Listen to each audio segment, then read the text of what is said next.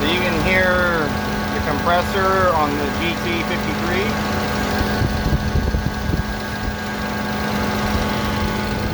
And let me take it next door to an E53.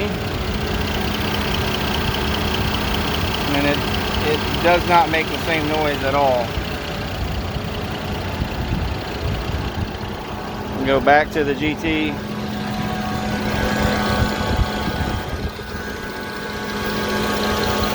can hear that compressor running. When we go back to our E53, and it does not.